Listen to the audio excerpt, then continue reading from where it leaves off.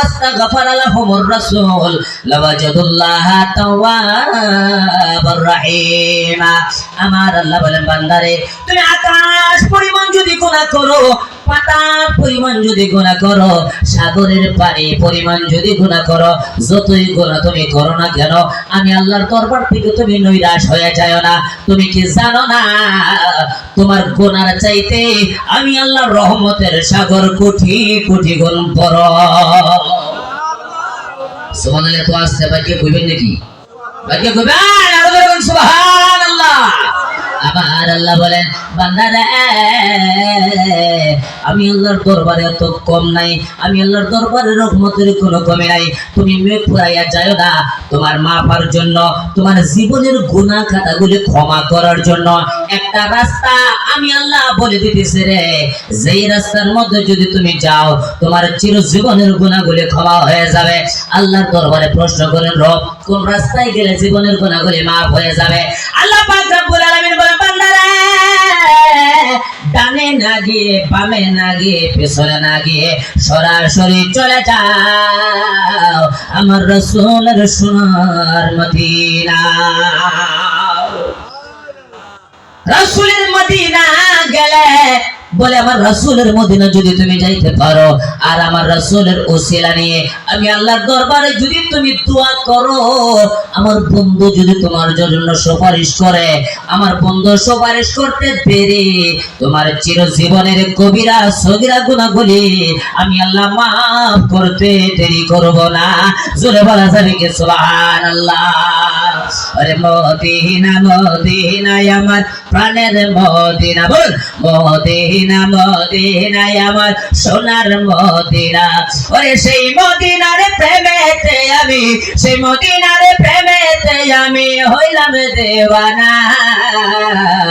Medina Medina আমার প্রাণের Medina.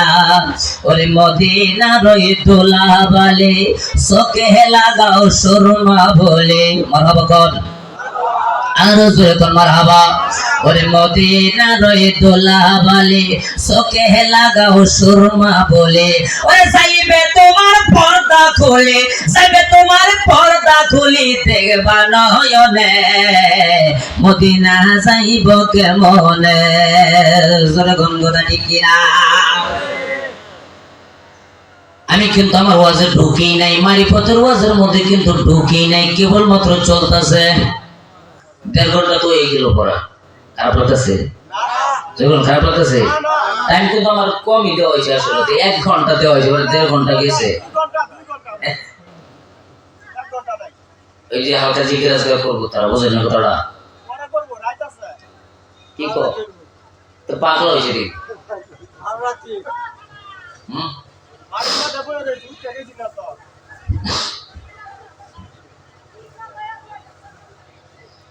এবার একটা প্রশ্ন হয়, রব্বুল আলামিন আসামের জমিনে জন্মগ্রহণ করেছি, ভারতে গরিব এলাকায় দিন মজুরি হাজিরি করে খায়।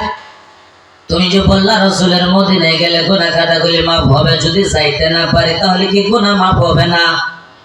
কথা আছে না? কথা বাইরে হাইরা মাথার ঘুরে দিও না তো না। আপনারা আমার সঙ্গে বলবেন এমন কি কোন নামাজ আছে 5 ওয়াক্তের ভিতরে যে নামাজের মধ্যে আলহামদুলিল্লাহর সূরা নাই? আছে না? সব নাকি সূরা ফাতিহা আছে। ইমাম সাহেব সূরা ফাতিহা পড়ে আমরা বুঝি না, আমরাও সূরা ফাতিহা জানি কিন্তু বুঝি না, কি পড়তাছে কিন্তু জানি না। জানি কি না জানার কারণে আমাদের নামাজের মধ্যে মন বসে না। নামাজের মধ্যে খারইলে হাইরে এর দিকে হেই জায়গা, কোনো শ্বশুর বাড়ি, কোনো বাজার, কোনো মোলা খেত, কোনো বাগন খেত, মন পুরা দুনিয়ার সাথে ঘোরাঘুরি শুরু হয়ে দেয়। তাই না নাই? যেরকম তাই না নাই? অবশ্যই দেয়। এই আলহামদুলিল্লাহ সূরা বলতে আল্লাহর দরবারে দোয়া করা হয়, আল্লাহর দরবারে দরখাস্ত করা হয়, আল্লাহর দরবারে প্রার্থনা করা হয়। একটু বুঝেন, ওই দিকে আলোচনা করবো না। যে সব সূরা কেরাত আপনারা জানেন ওইটারই বিশ্লেষণ করি যাতে করে বছরা বুঝো আয়ে। কি কর কোরআনের ভিতর দিকে যদি আমি আলোচনা করি গলি করে আপনাদের এই কান দিয়ে ঢুকবে, ওই কান দিয়ে কিন্তু বের হয়ে যাবে 100%। যাবে না নাই? যেরকম যাবে।